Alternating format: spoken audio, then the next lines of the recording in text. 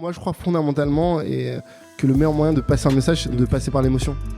Et je pense que la pub n'est pas forcément d'accord avec ça. Okay. La pub traditionnelle, en tout cas, que ce soit en affiche, en radio, en télé, en digital, le message n'est pas forcément, et même rarement un message de divertissement. L'émotion et l'entertainment est un meilleur véhicule pour passer tes messages de marque. Et du coup, nous, notre expertise, c'est de venir de ce secteur de l'entertainment, d'en connaître les codes, et c'est d'utiliser l'ensemble des codes de ces éléments de divertissement et de loisirs pour faire passer ton message. Bienvenue sur We Are All Media, le podcast de ceux qui font les médias d'aujourd'hui et de demain.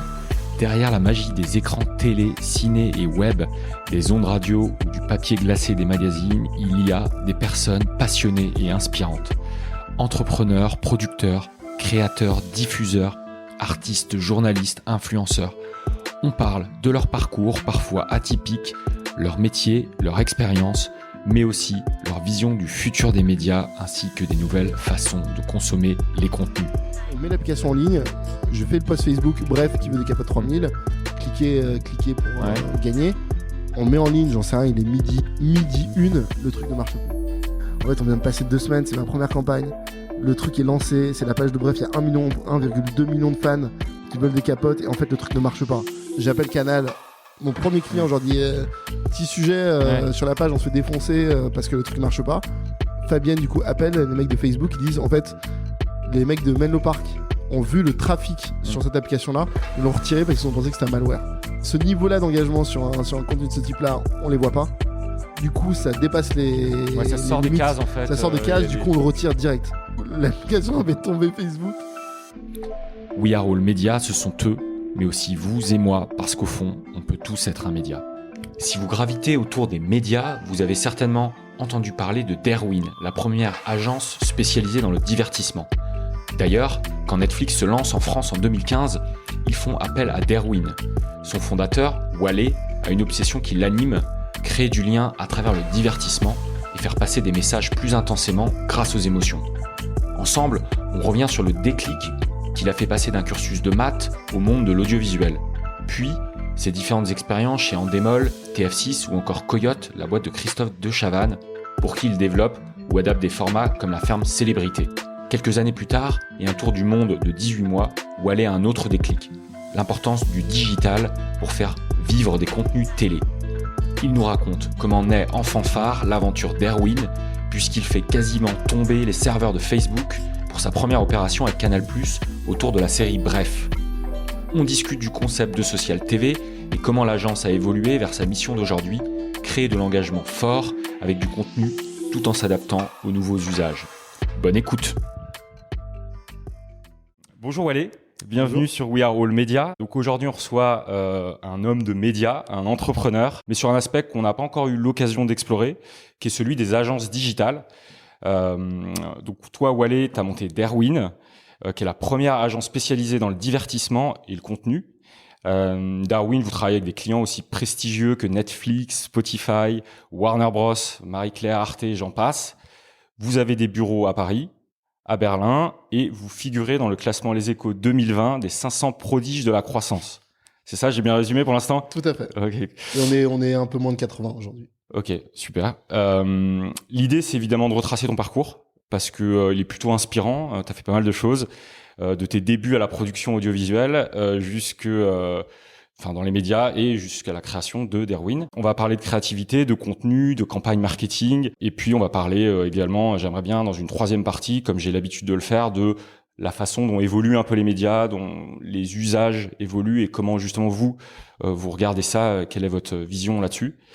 Mais on va commencer par ton histoire. Une question que je pose régulièrement pour commencer, c'est comment tu es tombé dans le grand bain des médias ? Alors c'est hyper clair ce souvenir pour moi. Ouais.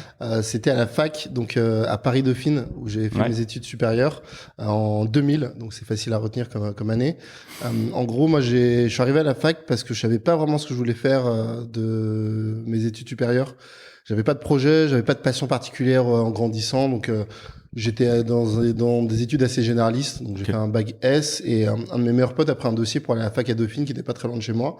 Il m'a dit tiens, j'en ai pris un aussi, et si tu veux venir, on y va. Et puis je voulais des études gratuites parce que je voulais pas faire une école de commerce, travailler à côté. J'avais vu mon grand frère faire ça et je l'avais vu galérer, et je me suis dit voilà, je veux le meilleur plan, c'est-à-dire une bonne fac, gratuite, boursier, et pas très loin de chez moi. Et je suis tombé sur Dauphine.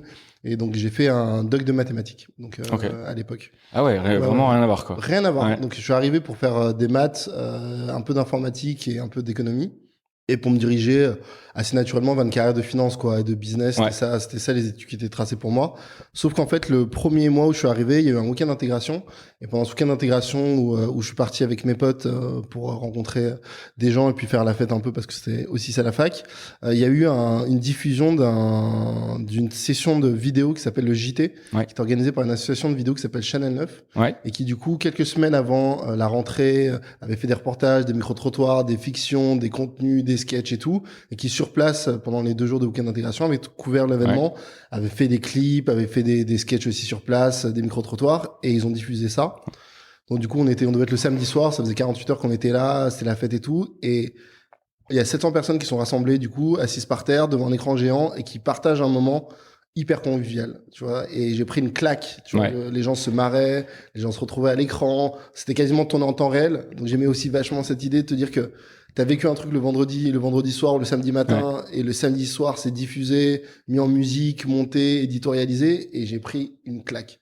Surtout qu'en 2000 en plus, là aujourd'hui c'est simple de faire des belles vidéos, il y a des logiciels simples, des smartphones. En 2000 il n'y avait pas tout ça. Donc... Ah, t'étais en DV, c'est-à-dire qu'en fait c'était de la caméra DV, c'était vraiment à l'ancienne, il n'y avait pas de smartphone, que dalle. Donc du coup c'était vraiment un banc de montage classique, c'est-à-dire qu'en fait c'était pas un banc de montage virtuel sur lequel il bossait, sur lequel j'ai appris à bosser. Donc j'ai appris à bosser sur un banc de montage classique entre H8 et DV. Et du coup, il y a un peu de bêta. Donc vraiment, ça c'est pour les anciens des années 90-2000. Et en fait, quand j'ai découvert ce moment d'entertainment, c'était ça vraiment. C'était pas du théâtre parce que c'était filmé, c'était pas de la télé parce que c'était temps réel.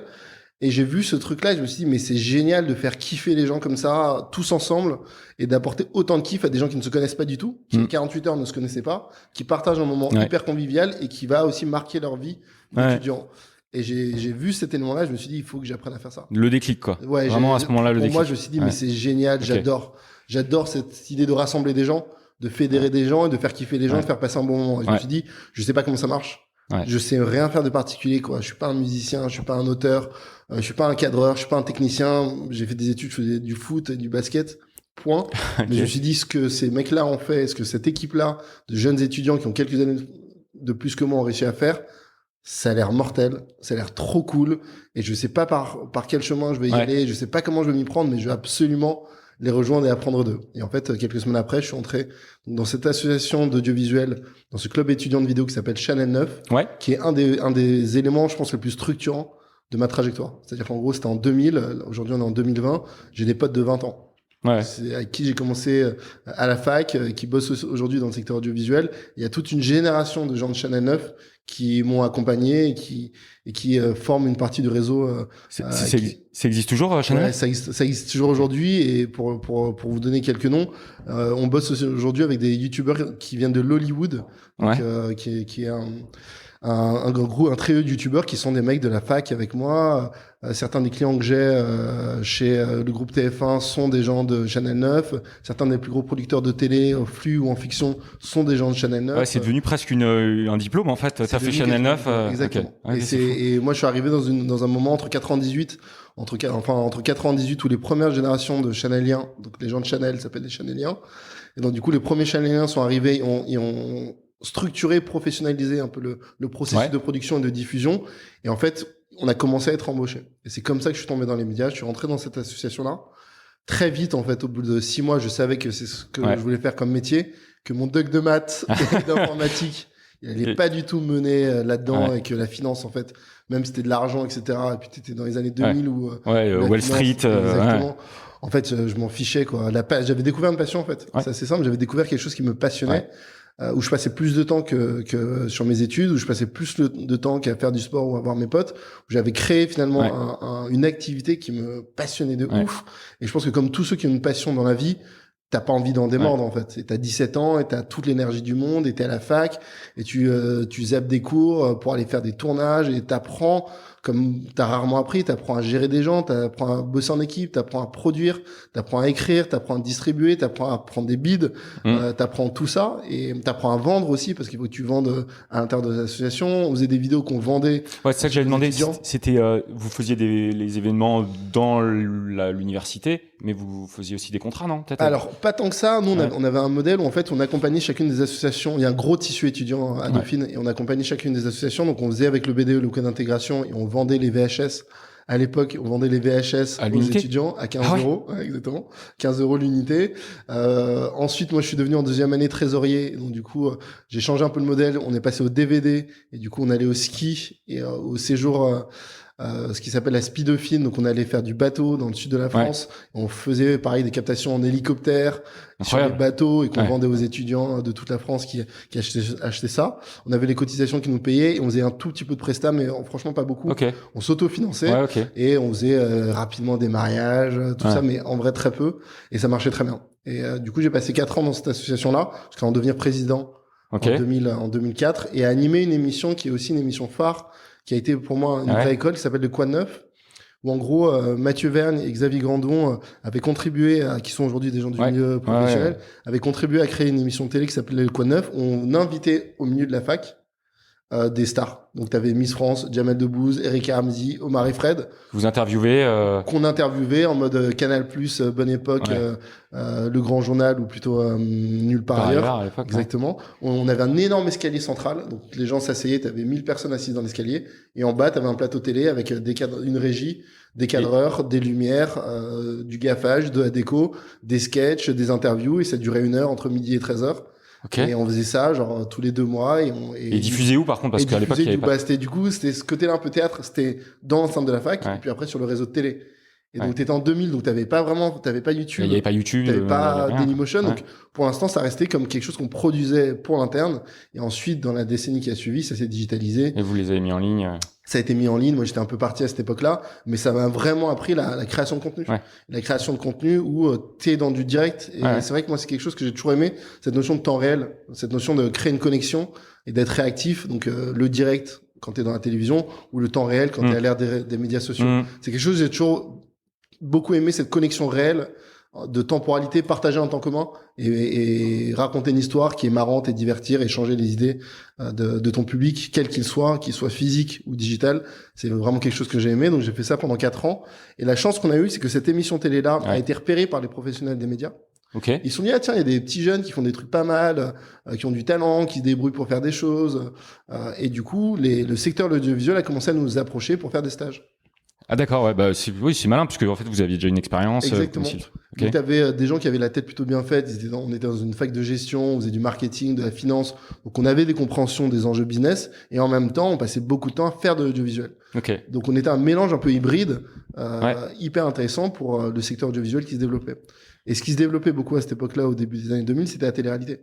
Donc t'avais le Loft qui venait de sortir, t'avais la Starac qui était arrivée sur TF1 et en fait les gens de Endemol ont repéré ce vivier de talents qui produisait tous les ans des nouveaux talents et en fait ils ont commencé à venir vous chasser à venir nous chasser et à nous proposer des stages puis des boulots et en fait t'as des gens qui ont professionnalisé cette passion d'étudiante, c'est devenu leur métier et ça fait 20 ans, voire 25 ans pour certains que cette expérience-là de fac a été le pied à l'étrier pour devenir une carrière professionnelle et moi ça a été mon cas. En fait fin de la première année j'ai bossé sur un Starac.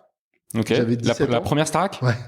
Donc j'avais 17 ans, j'étais avec mon pote Geoffroy Denain de Rosière avec qui on co-animé une émission télé et en fait ils cherchaient des stagiaires pour faire le casting des talents. Donc mon été en fait j'ai passé à faire des visionnages de talents des candidats et on faisait des shortlists de genre que toi t'arrivais à juger que c'était c'est ce qu'on me demandait et j'avais 17 ans et du coup on a fait ça donc ça a été ma première expérience professionnelle et c'était génial, c'était un délire. Tu passais ma journée à visionner des VHS que les gens envoyaient pour postuler à une émission qu'ils connaissaient pas de télé-réalité qui était un format hyper neuf, c'est l'ancêtre de The Voice.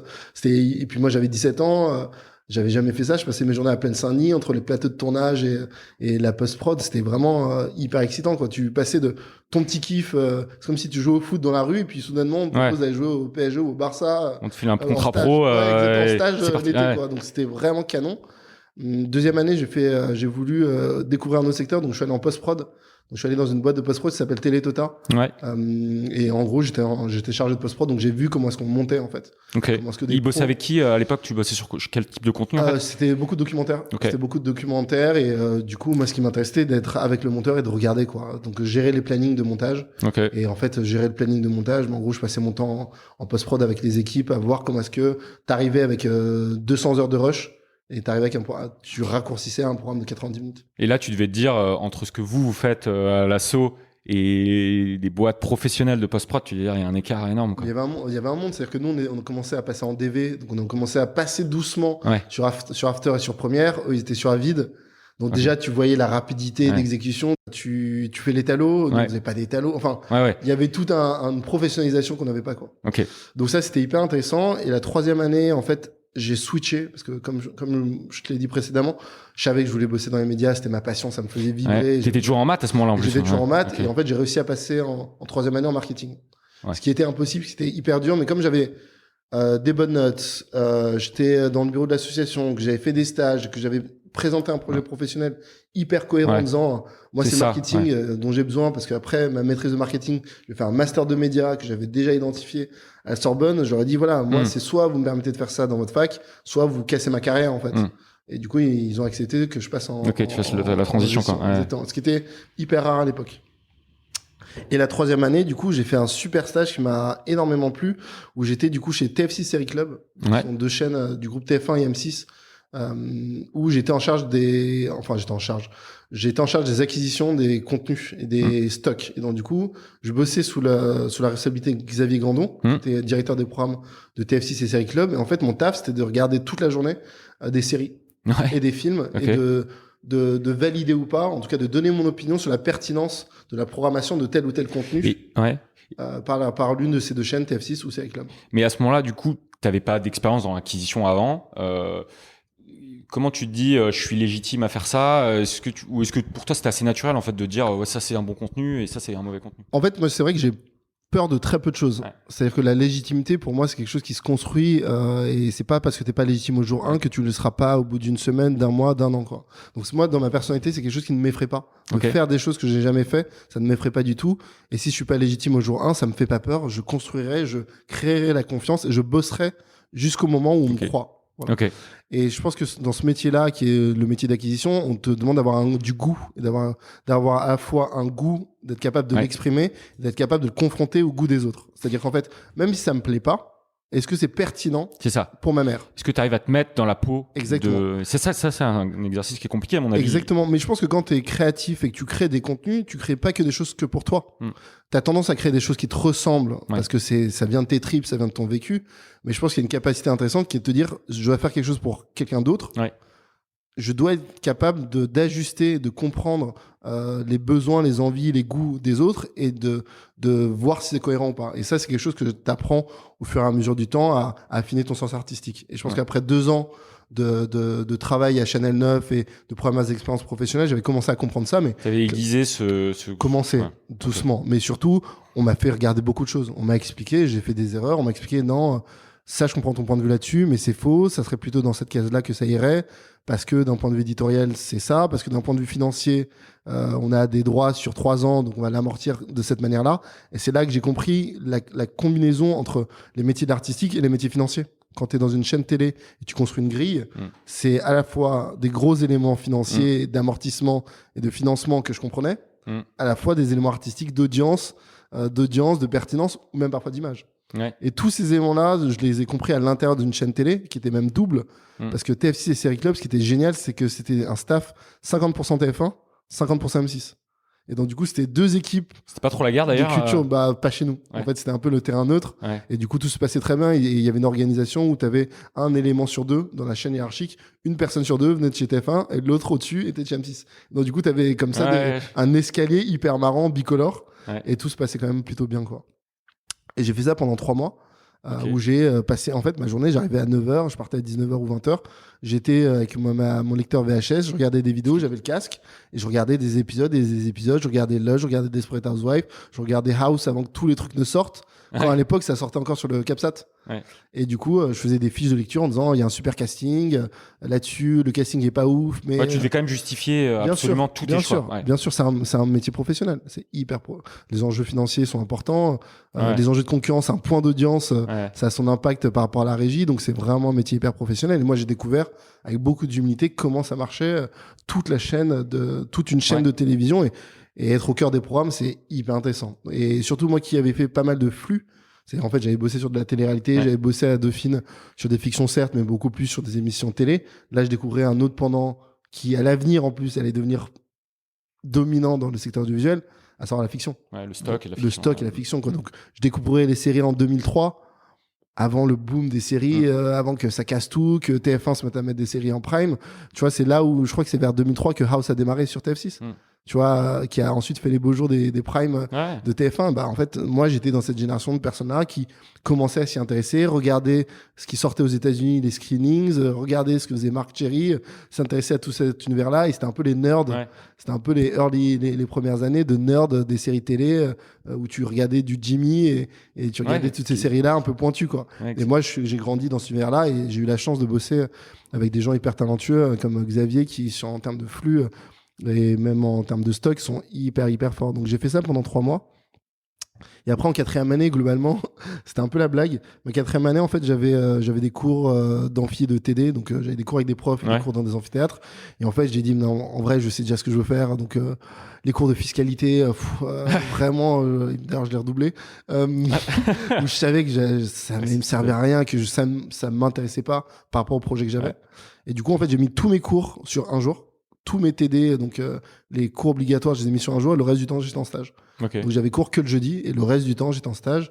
Et là, j'ai multiplié du coup les stages. J'ai fait un stage où je suis retourné chez Endemol et j'ai bossé sur la Starac et la ferme. Et génial, donc c'était la Starac 4. Et donc je bossais sur les idées et les concepts autour des primes. Comment est-ce qu'on éditorialise en chanson, en surprise, en événement, en happening, un prime hebdomadaire. Donc ça, moi qui aime le direct et le temps réel, c'était canonissime. Ensuite, j'ai fait un deuxième stage où j'ai bossé sur la ferme, où là, c'était hyper intéressant parce que je sortais de l'élément de production réel, mais je passais dans la conception. C'est-à-dire qu'en fait, Endemol avait vendu le format, qui était un format de Styx, donc une boîte suédoise. Et maintenant, il disait, OK, bon, bah, maintenant qu'on a 90 jours d'antenne, qu'est-ce qu'on fait? Comment est-ce qu'on fait vivre cette aventure-là qu'on a racontée en 2 slides, en 2 visuels et un format? Comment est-ce qu'on adapte sur la France? Quelles vont être les activités? Comment est-ce qu'on crée des moments? Et ça, comment est-ce qu'on planifie maintenant pour 90 jours? Et là-dessus, pour vous aider, vous avez la boîte qui vous vend le format, il vous vend aussi des cahiers, des charges. Exactement, mais il faut que tu l'adaptes à la France. Il faut que tu... Mais ça, c'est super intéressant, j'imagine. C'est génial. Franchement, c'est hyper intéressant de partir de quelque chose qui est quasiment une feuille blanche, même si ça a déjà existé par ailleurs, l'adapter à la France, aux contraintes de TF1, contraintes de l'audience française, à la vision que la France a de la ferme, qui est différente de celle des Suédois, très très différent. Les célébrités le type de célébrité qu'on allait avoir, le type d'animateur qu'on allait avoir, il fallait réfléchir à comment est-ce que tout cet univers-là, qui était aujourd'hui une page blanche, allait pouvoir se construire, intéresser et performer. C'est ça l'enjeu, c'est-à-dire je veux que ça scotche les gens, je veux que les gens en parlent toute la journée sur tous les plateaux télé, à toutes les fontaines à eau, t'as envie que les gens parlent de ça, tu veux que les gens parlent de ça dans l'ascenseur, et en fait ton taf, c'est de trouver les idées qui vont faire halluciner les gens pendant 90 jours. Vous les marquez pour justement parler après. C'est génial. Et donc ça a été mon taf. Attends, juste pour rentrer un peu dans le détail, je pense que je ferai un épisode là-dessus parce que je trouve ça passionnant, l'adaptation des formats. Mais vous aviez une petite équipe, c'est une toute petite équipe, vous étiez combien? 4, je pense. 4, et vous, à 4, vous décidiez, vous proposiez, vous filiez toutes vos idées, vous les proposiez Exactement, au producteur. Qui disait oui, non. Exactement. Et après, par contre, la mise, la prod, l'adaptation directe, c'est eux qui avaient la main, ou après vous aviez aussi votre avis en disant moi je le ferais plutôt comme ça. En fait, il y avait 2 temps. Moi, je suis arrivé en amont, donc dans la phase de conception et de développement du format qui avait été vendu. Donc on savait qu'on allait le produire, mais on devait savoir qu'est-ce qu'on mettait dedans. Et ensuite, il y a eu la phase où les équipes sont parties à la ferme. Moi, j'ai pas pu aller parce que j'étais à la fac et que je dis je devais comme. Sinon, tu serais allé? J'y serais allé. J'y suis descendu pour voir les équipes parce qu'ils m'ont invité pour que je vois la réalité du truc. Mais ils m'ont proposé d'y aller, mais J'étais T'as encore pas suivi étudiant. la mise en place derrière. Non, j'ai pas suivi l'exécution et où tu réajustes du coup. Ouais. Et là aussi, t'es dans le temps réel Ouais. parce que un tel Ducreuet a fait ça. Ouais. Du coup, tu dis que le lendemain, Ouais, tu peux poursuivre l'histoire en faisant ça, en mettant un coq qui les réveille à 5 heures du mat, Ouais. en mettant une brebis qui va attendre un petit enfant. Ça va faire une séquence qui est plutôt attendrissante. Tu vois, toutes ces réflexions-là, te dire comment tu crées des moments audiovisuels. Ouais. C'était ça le taf. Et moi, j'ai trouvé ça mais canonissime, quoi. Et puis surtout, tu fais ça avec tes potes à la fac, gratuit pour 1000 personnes, 500 personnes. Ouais. Ah, tu fais ça pour la première chaîne d'Europe en prime time pendant 12 semaines, je sais pas combien de temps. Ouais. Et tu dis, c'est la même exigence créative qu'on y mettait, la même envie, la même force de travail, la même envie de rassembler des gens, mais à une autre échelle, quoi. Et puis avec des gens professionnels, des moyens de le Ouais, faire. bien sûr, évidemment. Et ça, c'est vrai que ça a été super formateur. Et à nouveau, c'était la confiance qu'on m'a donnée aussi. Donc c'était Julien Degrotte qui m'avait proposé de faire ce travail-là que j'ai rencontré à Dauphine et j'ai adoré travailler là-dessus et on a continué à collaborer par la suite dans d'autres aventures. Mais en tout cas, voilà, ça a été ça pendant, je crois, 4 à 5 mois de ma vie en Donc, 2004. en 4e année, du coup. 4e année. Ensuite, je suis parti chez Coyote. Je suis parti chez Coyote, pas encore. Je suis parti chez Gonzague TV, Ouais. qui était, c'est marrant, un youtubeur avant l'heure, Exact. qui faisait ouais, des je me chroniques rappelle. du matin Ouais. sur le Morning Live. Et en fait, là, j'écrivais des reportages. On faisait des reportages et des caméras cachées qu'on tournait la nuit, qu'on montait dans la nuit, qu'on diffusait, qu'on envoyait en VHS par coursier ou je sais plus si c'était une VHS, je me souviens plus du support. C'est une mini DV qu'on envoyait par coursier à 5h du mat pour diffusion dans le Morning Live à 6h du mat. Donc en gros, on commençait nos journées à 18h. Donc après les cours, Toute la nuit. ouais, toute la nuit, tu charbonnais, tu faisais des soirées VIP, tu faisais des micro-trottoirs, tu rentrais à 3h du mat dans la salle de montage, tu montais, tu t'essayais de garder les yeux ouverts pour que la vidéo, en tout cas le PAD, parte bien à 5h du mat et que ça soit diffusé dans le Morning Live, quoi. Et mais c'est délirant. C'est mais incroyable de mais penser c'est à- génial. parce que tu devais pas dormir, du coup, en fait. Ah, écoute, tu dors Dans les cours. T'as 24 ans. À ce moment-là, non, j'avais pas 24 ans. En 2004, j'avais 21 ans. Ouais, ça T'as va. une autre T'as- forme de résistance. Mais c'était génial. Ouais, ok. Moi, j'aime bien cette histoire de tension, de réactivité, te dire que t'as une deadline. Puis t'as le côté concret, c'est-à-dire faut que ça sorte, quoi. Faut que ça sorte. Il y a un truc qui sort Ouais. quoi qu'il arrive. C'est parfait ou ça l'est pas. À un moment, Ouais. il faut y aller, quoi. Donc, je pense que c'est une bonne école aussi. C'est l'école du direct ou l'école de l'info qui sont comme ça, Ouais. de te dire, t'as une deadline, quoi. Il faut que ça parte. Fais ton maximum. Et puis, t'apprends, du coup, aussi à relativiser, à dire, OK, ce sera pas parfait tous les jours. Ouais. Mais au moins, on produit et c'est une forme d'industrialisation Ouais. que je trouve intéressante et qui est très liée au flux et qui est très liée à l'information, Ouais. quoi. Et donc ça, c'était canon et j'ai fait ça. Et après, je savais très bien ce que je voulais faire comme master. Je voulais faire, parce que je suis assez ambitieux et j'ai toujours été, je voulais faire le meilleur master qui était Ouais. disponible. Et le meilleur master à ce moment-là, en 2005, et je pense qu'il continue à figurer dans les meilleurs masters audiovisuels, c'était celui de la Sorbonne. Ouais. Voilà. Les 2A, c'est ça? Et le D2A, Ouais. exactement. Et donc, du coup, j'ai envoyé ma candidature. Des gens avec qui j'avais travaillé, fait mes nombreux stages, avaient fait le D2A, donc ils m'ont fait des lettres de recommandation. J'étais jeune, j'avais 21 ans, et généralement c'est un master que tu as un peu plus tard, après quelques années d'expérience professionnelle.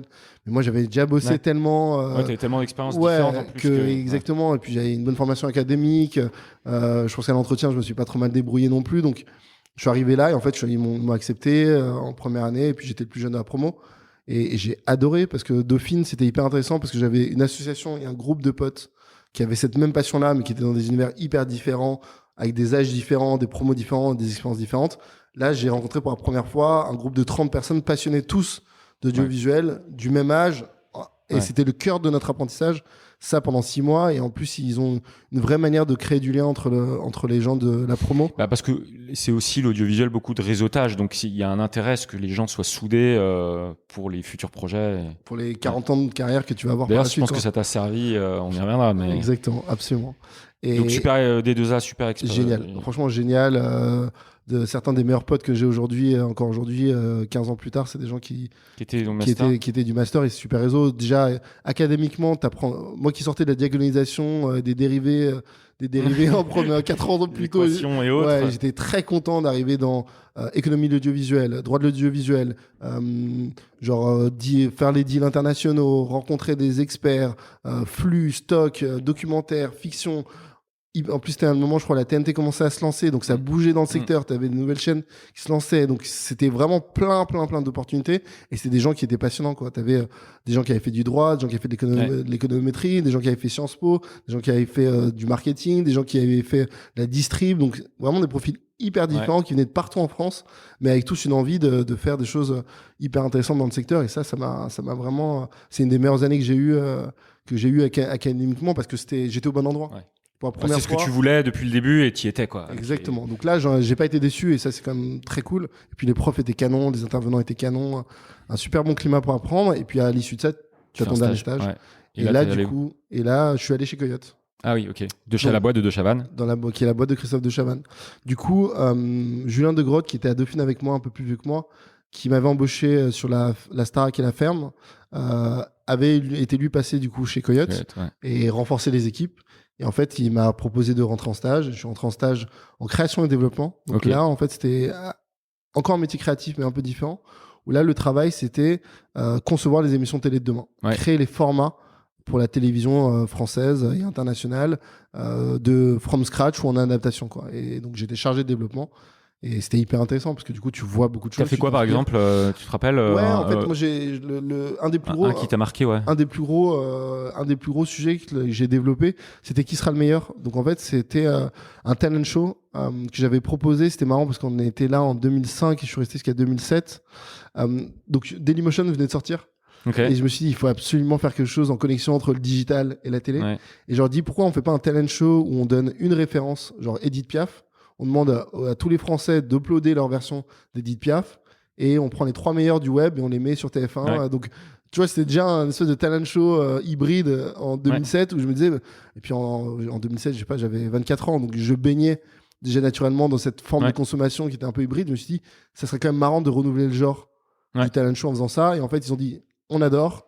Mais le truc digital, là, on va l'enlever. Il y aura personne. On va faire un talent show avec Edith Piaf et puis les 3 mecs qui chantent comme Edith Piaf qui vont s'affronter en battle et puis on fera un show comme ça. Je me suis dit, bon. T'es trop en avance, mais ça arrive. Tu vois, des fois, avant l'heure, c'est pas l'heure. Avant l'heure, c'est pas l'heure. Tu vois. Avant l'heure, c'est pas l'heure. Mais et donc, du coup, ça, c'est des choses sur lesquelles j'ai bossé. J'ai bossé sur beaucoup de soirées de l'étrange. J'ai bossé sur beaucoup de top.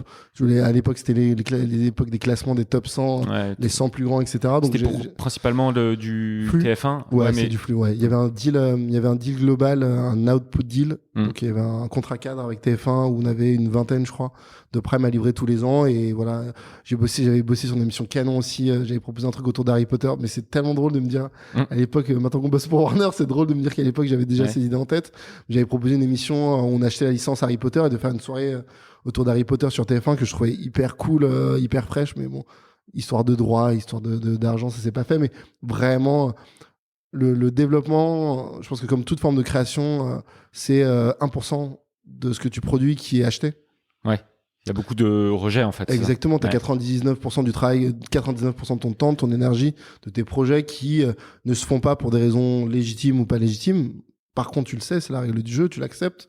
Il y a 1% qui passe, et puis sur ces 1% qui passe, il y en a peut-être 0,5 qui est mal programmé, 0,5 qui voit pas le jour, et puis tu as peut-être 0,1 quelque chose dont tu es fier. Donc c'est la difficulté du monde créatif que tu sois. Ouais, mais c'est peut-être une différence aussi aujourd'hui avec tu vois, aujourd'hui tu as un concept, tu as une idée, limite tu vas le mettre sur YouTube et tu peux tout tester comme ça en fait. À l'époque, tu n'avais pas le choix, tu avais même pas 25 chaînes parce que c'était le début de la TNT. Donc tu pouvais pas te rater. En plus TF1, et c'était les premiers 40%, ils devaient rester premiers. Clairement. Donc en fait, ils devaient tout passer dès que c'était un peu risqué, ils y allaient pas. Et ça, je pense que c'est un truc qui a changé aujourd'hui. Bien sûr. Ils prennent beaucoup plus de risques. T'avais quasiment un truc de monopole, donc du coup, t'avais une prise de risque. T'avais très peu de challenge en fait sur le secteur, ce qui a changé aujourd'hui. Et tant mieux. Mais effectivement, après, en plus, le secteur audiovisuel est un secteur de format beaucoup.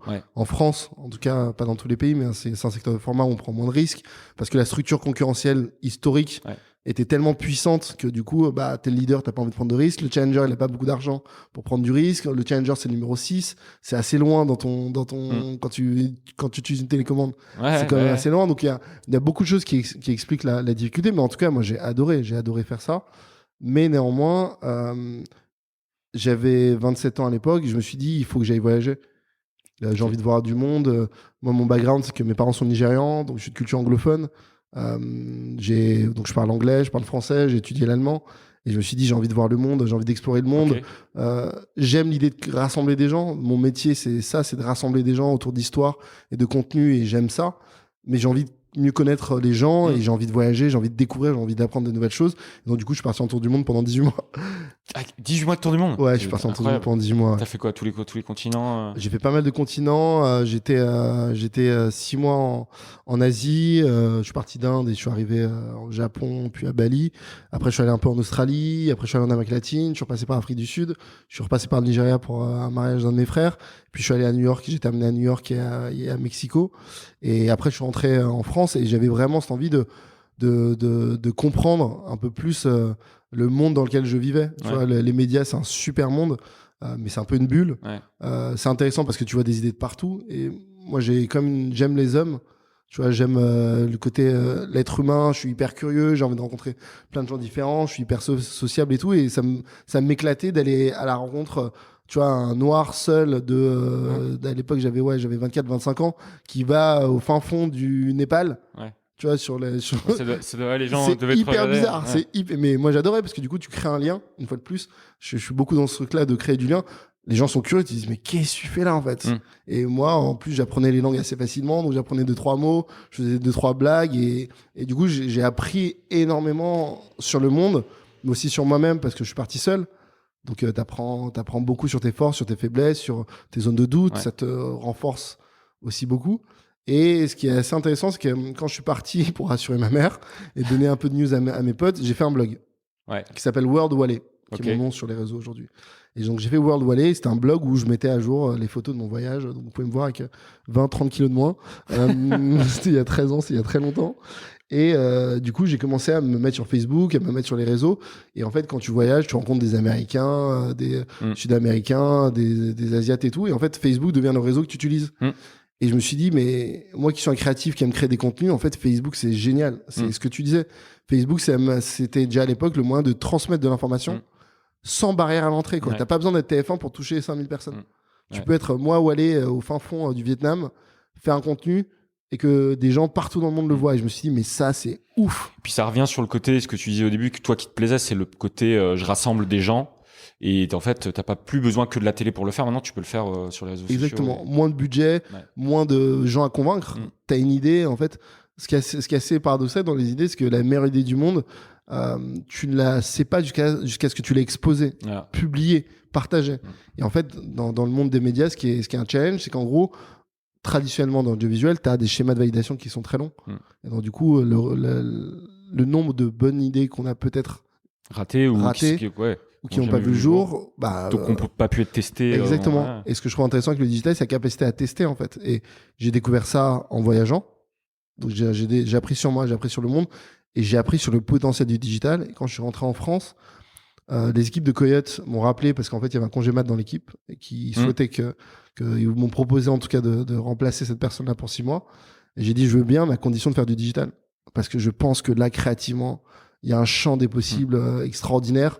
Que vous, Coyote, vous êtes une boîte moderne, il faut absolument qu'on teste ces modèles-là. Ils m'ont dit, OK, fais-le, mais tu le feras en plus de ton taf. Tu fais ton taf de développement, et puis si tu veux faire du digital en plus, fais-le, et c'est cool.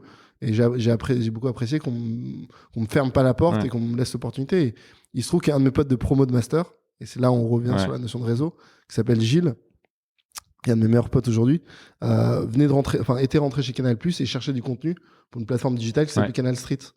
Et moi, j'entrais de mon tour du monde, j'avais vu du street art un peu partout, j'avais passé du temps à Berlin, qui est la mecque du street art en Europe, et je lui dis, mais faisons un truc sur street art à Paris, tu viens lancer Canal Street, je le produis avec Coyote, on met ça en ligne, moi je filme, je monte, on produit ça, et voilà.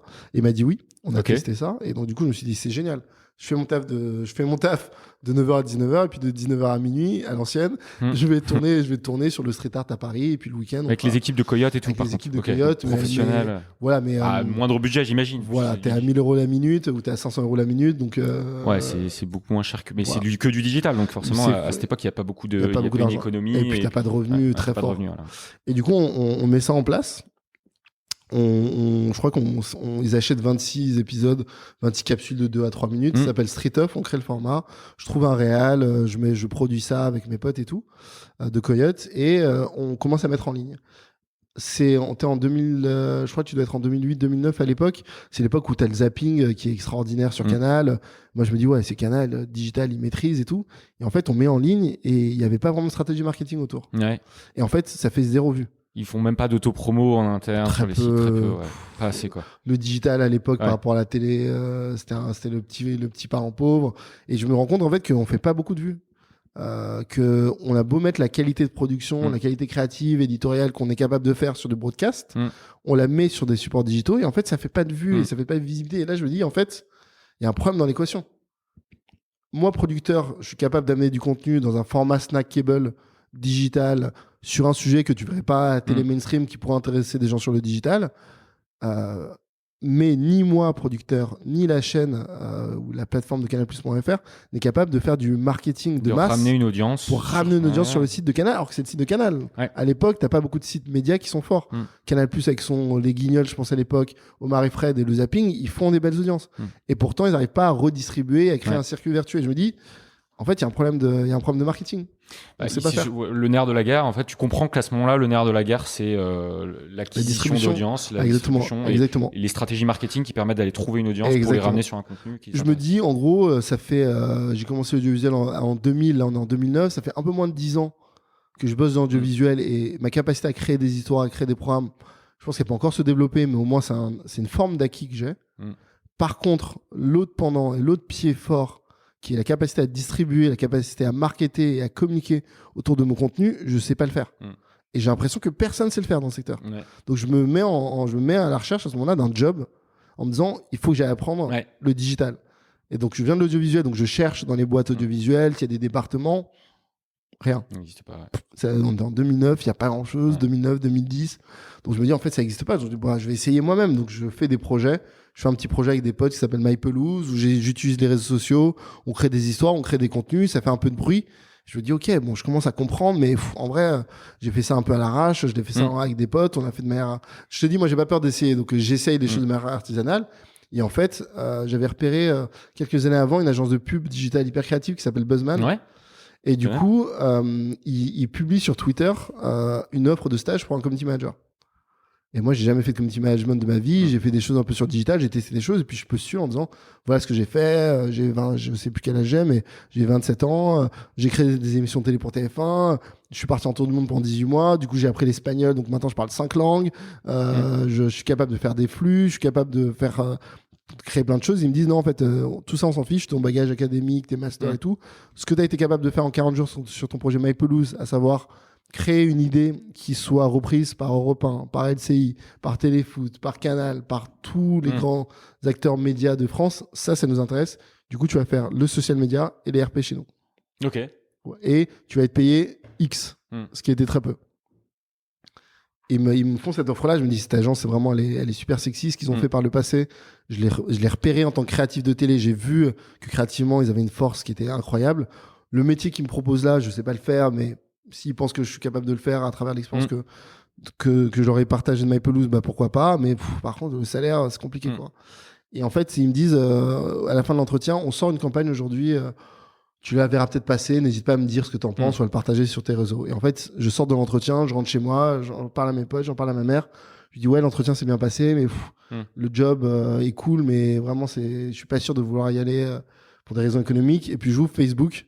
Je vois tout mon feed Facebook avec la campagne qui venait de sortir. C'est quoi? Tipex. Ouais. Ah, l'ours, là? C'est le chasseur. Ah ouais. Donc l'après-midi même, où les 11h, je sors d'entretien, je vois ça passer sur ma timeline, je fais, mais c'est des ouf. C'était énorme. Tu pouvais refaire l'histoire, en fait. Exactement. Donc ils effaçaient des trucs dans YouTube, ils effaçaient le titre YouTube. Un contenu interactif, un peu. Ouais, c'est un contenu le premier contenu interactif sur YouTube. Mais ça avait fait un buzz incroyable. C'est eux qui avaient fait ça. C'est eux qui avaient fait ça. Et ils ont lancé ça et j'ai appelé, j'ai dit à quelle heure je commence demain.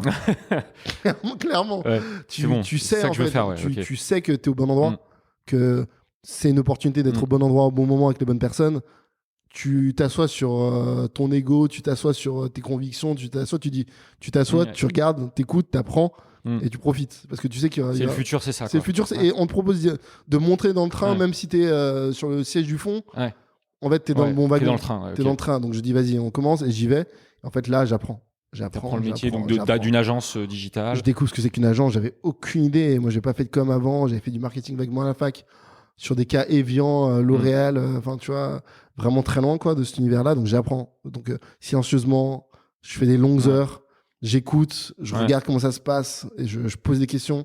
Je veux comprendre, je veux apprendre, je veux regarder, je veux être dans tous les projets possibles. Je bosse comme un ouf, mais j'apprends comme un ouf. Et au bout de 11 mois, où je fais ce métier qui est triple, c'est-à-dire qu'en fait, je m'occupais du community management de certaines marques. Donc, je faisais SFR, Axe, voilà, des marques jeunes. Du coup, pas du tout que du média. Ouais. Non, pas du tout média, mais produit grande conso. Exactement, mais à la Buzzman, donc plutôt une vertu entertainment cool.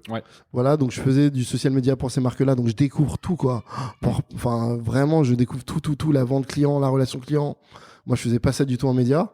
En même temps, je fais le social media corporate, donc je m'occupe des réseaux de l'agence, des prix, etc. Et je m'occupe des RP. Donc en gros, de donner de la visibilité à l'agence et de la visibilité à l'ensemble des clients des productions. Donc en fait, ça veut dire que je suis en interaction avec tout le monde. Parce que tout est sujet de communication. Ça veut aussi dire, et ça, je pense que c'est ma grande chance, je suis en interaction avec le boss de la boîte. C'est-à-dire qu'en fait, même si ma réunion, elle est de 19h45 à 21h, parce que le reste de la journée, il est occupé sur des sujets qui sont beaucoup plus prioritaires. Moi, j'ai une relation avec lui direct où je vois comment il pense. Il défonce ce que je fais. Il me dit ça, c'est nul. Ça, tu refais et légitimement. Enfin, tu vois, c'est comme ça que t'apprends. Mais t'apprends jamais aussi vite que quand tu te fais tacler comme ça. Donc je l'accepte et aujourd'hui, j'en suis encore hyper reconnaissant. Et du coup, ça m'apprend beaucoup. J'ai l'impression d'avoir fait 3 métiers, d'avoir fait les 3-8, d'avoir fait les 3-8 sur 3 métiers dans un univers que je connaissais pas. Et je pense que soit tu te noies et t'es là, genre, c'est pas fait pour moi, c'est trop. Soit tu t'apprends à nager, t'apprends à surfer. Et en fait, tu commences même à prendre du plaisir à faire des trucs qui marchent, quoi. Et j'ai fait 2-3 coups là-bas, en RP qui ont bien marché et dont l'agence était hyper contente, quoi. Et t'es resté combien de temps, du coup? Je suis resté 11 mois. Ok. Donc un peu moins d'1 an. Parce que ce qui s'est passé à ce moment-là, je crois que c'était au mois de... À quel moment c'est? Je sais plus, mais en fait, je reçois un coup de fil de mes potes d'M6 avec qui j'avais bossé par le passé, qui me disent voilà, on veut lancer X Factor. Et c'est hyper digital. On veut digitaliser à fond l'expérience télé. Buzzman, vous êtes une agence super créative sur le digital. Toi, on sait que tu connais le média. Est-ce que ça t'intéresse, quoi? Et en fait, je le propose à mon boss et il me dit c'est trop petit, ça. Et M6 me dit mais du coup, qui tu me recommandes? Je lui dis qui tu me recommandes? Et évidemment, comme je suis un génie, je dis bah j'en sais rien, personne, désolé, et je raccroche. Ok. Et donc en fait, je me dis quelques heures après, je me dis en fait, ils sont passés par moi, ils pensent que je suis capable de faire le business. Je vois pas de concurrent, alors que je suis dans le secteur, je vois pas de concurrent à qui je pourrais les recommander. C'est-à-dire qu'il y a une opportunité en fait. Et à ce moment-là, la graine, et j'avais la graine dans la tête de me dire en fait, il y a une opportunité business.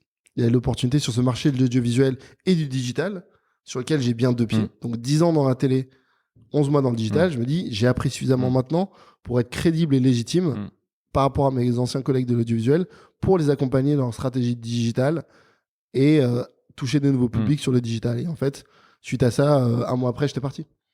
Tu crées Derwin direct. Je crée Derwin, je crée Derwin direct. Premier truc que je fais des cartes de visite. Je demande aux créatifs de l'agence de me faire des cartes de visite. T'es tout seul? Tout seul. Je vais au MIP. Parce que c'est là où il y a tout l'audiovisuel international. Les programmes télé, Exactement, et je pitch Derwin. Je teste en fait, comme toujours. Je teste, je dis voilà, j'ai pensé à monter une agence. Je dis j'ai monté une agence, c'est pas j'ai pensé à monter une agence. J'ai monté une agence, voilà la carte de visite, ça s'appelle Derwin. On va faire du digital pour les médias. Si ça vous intéresse, vous m'appelez et je teste en fait. Je vois plein de gens, tous les gens du secteur. J'étais allé au MIP 3, 4, 5 fois avec Coyote. Donc du coup, je vois les gens, mais j'ai pas le badge. Donc en fait, je m'incruste dans les soirées. T'étais derrière sur les cafés à l'extérieur, on la connaît celle-là. T'as pas l'accès au palais. On va faire les rendez-vous en face, c'est plus sympa. Oui, c'est plus sympa au soleil. Bah oui, évidemment. Donc c'est comme ça que Derwin a démarré en fait sur le pitch au MIP. Et la proposition de valeur à ce moment-là, et qui est, je pense toujours la même d'ailleurs, c'est on vous accompagne. Ça a un peu changé. Tu vas nous dire. Mais à l'époque, c'était on va accompagner les médias, donc plutôt des télés, à communiquer autour de leurs produits, de leurs contenus, qui sortent. Et ça porte un nom à l'époque que j'ai utilisé. J'ai dit Derwin et c'est sur la première carte de visite, agence de social TV. Ah oui, ok. Donc c'est à la fois le lancement, mais aussi pendant la diffusion. Exactement. Avant, pendant, après. Ok. De faire vivre le contenu sur le digital. Exactement. Okay. Et donc du coup, à cette époque-là, des États-Unis et de l'Angleterre avait commencé à émerger ce terme-là de social TV, de la télévision qui a toujours été sociale. On a toujours dialogué, discuté dans les échanges. C'est le fondement même de la télé, c'est son côté social. Exactement. Et comme tu disais, on en discute autour de la machine à café. C'est ce côté social qui est très fort. Exactement. Et maintenant, avec l'arrivée des nouveaux outils qui étaient Facebook et Twitter un peu, tu avais des plateformes qui te permettaient d'identifier ce bruit-là et ces plateformes-là, tu peux optimiser le bruit, faire en sorte qu'on en parle encore plus pour essayer de driver encore plus de gens vers les audiences télé ou vers le replay ou construire une marque. Et donc, du coup, c'était ces nouvelles problématiques de se dire, j'ai plus de canaux pour toucher mes audiences. Comment est-ce que je distribue mieux avant, pendant, après avec l'arrivée du replay en plus qui devient un élément business aussi parce que la régie pub dessus. Et donc, du coup, j'arrive à ce moment-là avec cette proposition en disant, eh ben, les gars, moi, je suis la première agence de social TV. Et personne ne sait le faire sur le secteur. Je viens de chez Buzzman. En même temps, j'ai passé des années en chaîne, en prod, et je vous connais. Vous êtes perdus. En tout cas, vous vous posez plein de questions. Vous n'avez pas forcément les ressources, vous n'avez pas forcément les idées, vous n'avez pas forcément le temps. Bah, moi, comme toute agence, je suis là pour vous accompagner dans ce processus-là et faire des campagnes avec vous qui marchent. Et c'est comme ça que Derwin est né. Et sur un coup de tête, vraiment sur le nom Derwin dit aussi oser gagner. Donc c'est vraiment cette idée de se challenger. Et quand je suis parti au MIP et que j'avais pas de rendez-vous, parce qu'entre 9h et 17h, tout le monde est au palais en train de faire ses rendez-vous business. Donc moi, j'étais là sur les terrasses de café, en train de dormir chez la mère d'un pote, chez la mère de Nicolas à Cannes. Et du coup, je me dis, quitte à monter ta boîte, demande-toi sur quel projet tu aimerais bosser. Si on te donnait la possibilité de bosser sur ton projet préféré, qu'est-ce que tu ferais? Parce que j'étais exactement dans cette situation-là. J'avais plus de taf, j'avais monté la boîte, j'avais pas de clients, j'avais du temps. Donc ce temps, je me suis dit, mets-le à profit pour assouvir ton rêve, ton fantasme ou ton projet professionnel de boîte. Et à cette époque-là, donc on devait être... c'était entre septembre et octobre. Je pense que c'était le MIP d'octobre. J'ai dû partir à la fin de l'été, et en fait, fin août, avait été lancé par Canal Bref. Okay. Mais alors à l'époque, même sans stratégie, parce que j'imagine qu'il n'y avait pas beaucoup de stratégie digitale à l'époque, même sans stratégie digitale, ça avait fait un buzz énorme. Moi, je me rappelle sur Facebook, tout le monde en parlait. Donc c'est c'est naturel, organique. En organique, la qualité du contenu. Vraiment qualité du contenu quoi. Super frais, format, contenu, le rythme, les thématiques abordées, des séries qui parlaient de la branlette, il n'y en avait pas quand même tous les 3 matins, il passait un épisode sur 2 à se branler. Enfin, c'était hyper moderne. Le mec draguait, il était un peu gros et moche. Donc ça marchait hyper bien. Ils ont atteint entre août et octobre 1 million de fans sur Facebook. Ils étaient en couverture des Inrocks, ils étaient partout. C'était le phénomène, bref. Et ce qui est assez marrant, il me semble qu'à l'époque, ça représentait un quart des revenus de la régie de Canal+.fr. Bref. Ouais. Ah ouais, Sur le digital. Sur le digital, Et du coup, je pense que sur ce quart-là, tu avais 50% qui venaient des réseaux. Et moi, je suis arrivé en me disant, Bref, c'est ouf. J'ai envie de bosser sur Bref parce que ils ont compris. C'est hyper fort, c'est hyper digital, ça se partage. Les gens ne le découvrent pas à l'antenne, ils le découvrent sur le digital. Ça permet peut-être même de ramener des gens sur le grand journal, etc. Donc vraiment, Social TV, c'était le produit le plus Social TV. Et je me suis dit, si tu viens de lancer une agence dans ce périmètre-là, la meilleure marque pour laquelle tu puisses bosser, le meilleur contenu pour lequel tu puisses bosser, c'est Bref. Donc je me suis dit, boss. J'ai bossé. J'ai regardé tous les épisodes de Bref, je les connais quasiment par cœur, vraiment. Par cœur. Je les ai saignés comme un fan, quoi. Les saignerais en comprenant toutes les références. Et je me suis dit, en fait, maintenant que je suis bien dans la tête d'un fan de Bref, comment est-ce que je peux prolonger cette expérience-là pour faire parler encore plus de Bref, parce que c'était ça le sujet. Et en gros, j'ai présenté un PowerPoint, j'ai rédigé un PowerPoint, avec 7 idées. En me disant, on pourrait faire ça, on pourrait faire ça, on pourrait faire ça, on pourrait faire ça, on pourrait faire des capotes, on pourrait faire un jeu concours là-dessus, on pourrait faire une application mobile, on pourrait faire des soirées, on pourrait faire tout ça. Et parce que l'histoire est belle, comme je vous l'ai dit, au mois d'août, comment est-ce que j'ai découvert Bref? Parce que mon pote Gilles de Master était chef de projet chez Canal, qui bossait dessus, qu'il avait déjà commandé Street Off quelques années auparavant, qu'il avait publié sur son Facebook Bref, que je savais que c'est lui qui gérait ça, et je lui ai appelé, je lui ai dit, Gilles, écoute, je suis au MIP là, mais genre de la semaine prochaine, j'ai des idées pour vous pour Bref, est-ce que ça vous intéresse? Il me dit oui, puis on se voit en novembre. Et du coup, je présente les idées à mon pote Gilles Fressigné, qui me dit ouais, c'est pas mal, je vais présenter ça à ma boss, donc Fabienne Fourquet, à l'époque. Et donc, du coup, je vais voir Fabienne avec mon ordinateur d'étudiant dégueulasse. Tu sais, 1 euro par jour, t'as un Dell, t'as un espèce de vieux Dell. Horrible, qui a plus de batterie, du coup t'as oublié de le brancher à la prise et d'attendre 2 heures que le truc charge, de faire la moitié du rendez-vous pendant que ton ordinateur s'allume. Et je lui présente les idées, elle me dit ouais, c'est cool, vraiment c'est pas mal. L'idée numéro 4 là, elle est nulle, donc tu la retires. Je vais te présenter Ariel Saraco. Et donc du coup je vais voir Ariel Saraco, qui est la papesse des contenus. Toujours d'ailleurs. Bah oui, toujours. Fiction, encore et toujours. Du stock. C'est vraiment elle. Et elle me dit voilà, il y a ce petit mec là qui a monté sa boîte, avec qui on avait déjà bossé sur Canal Street il y a 2 ans, qui nous propose des idées sur Bref. Elle me dit c'est génial, sauf que l'idée 3 tu la retires, l'idée 4 tu la retires, et puis je me retrouve avec 4 idées et je rencontre Harry Torgman, Donc le producteur et l'équipe de Bref, qui est Kian et Navo, donc les 2 auteurs et co-créateurs, qui cherchaient eux aussi des idées, quoi. Et il se trouve que j'arrive et ils me disent mais t'as tout compris. Tes idées là, elles ont tout compris à ce que c'est Bref, on kiffe.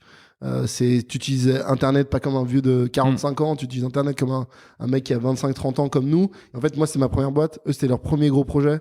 Harry Torgman avait fait le même master que moi, donc on se connaissait aussi un peu.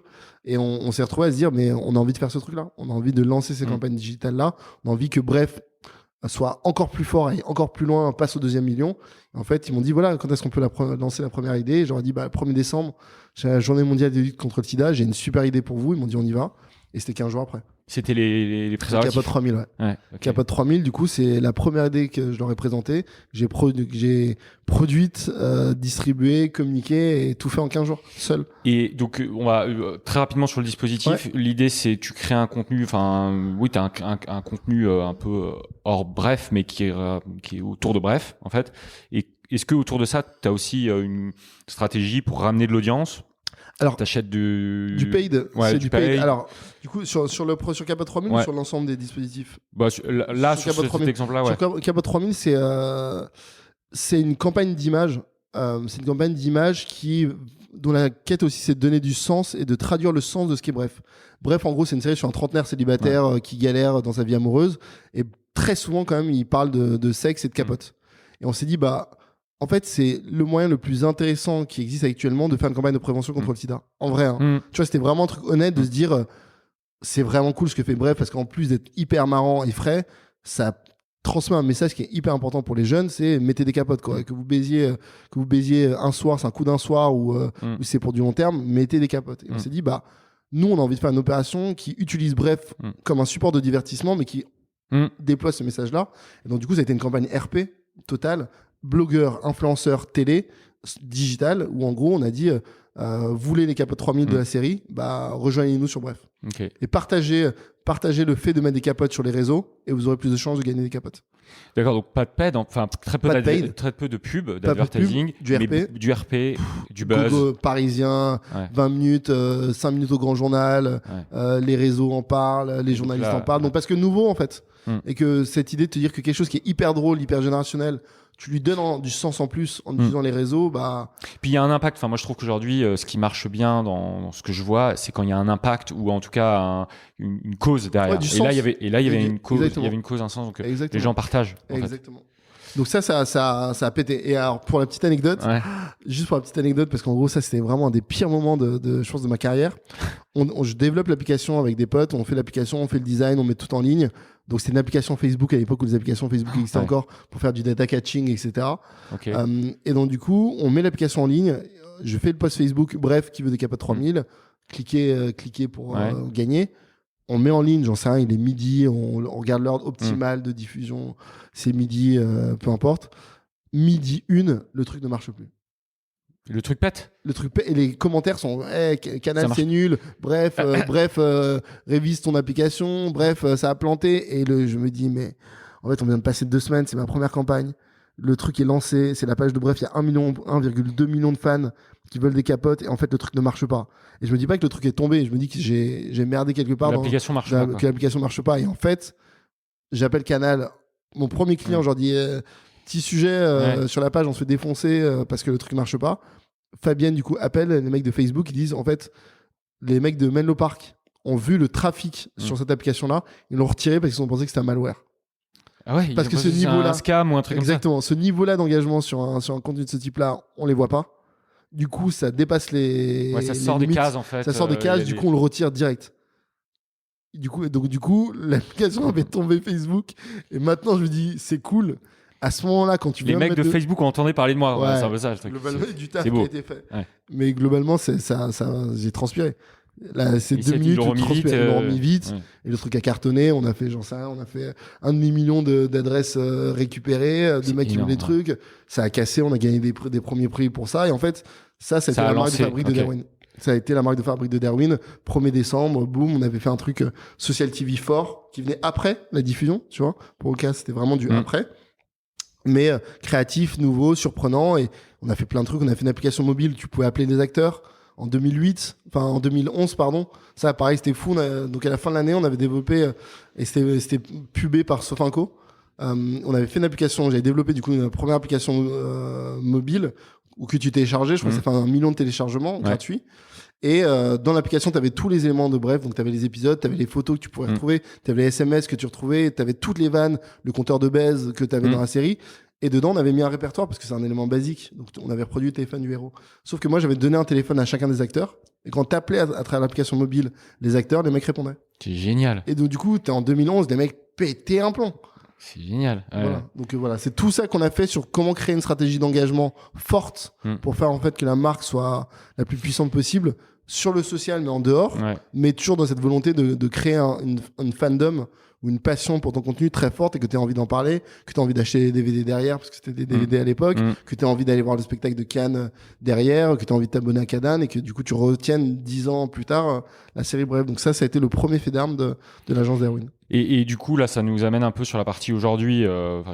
Il s'est passé beaucoup de choses entre temps, mais donc c'est quoi aujourd'hui votre terrain d'action? Il est plus large. Vous travaillez pas que des télés, j'imagine. Ouais, c'est vrai que c'est vrai. On a démarré sur Social TV. Voilà, sur Social TV. C'était vraiment l'idée du secteur que je maîtrisais le mieux, qui était la télévision et le social media, donc l'intersection des deux.